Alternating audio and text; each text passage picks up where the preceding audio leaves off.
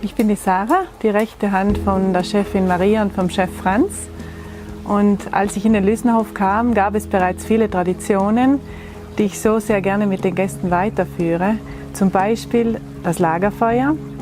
Lagerfeuer bedeutet Gespräche, Gemeinsamkeiten, sich austauschen, einen Rahmen finden für kulturellen Austausch, Geschichten aus dem Leben, Geschichten, die sie im Lüsnerhof mit Freundschaften gemeinsam schreiben.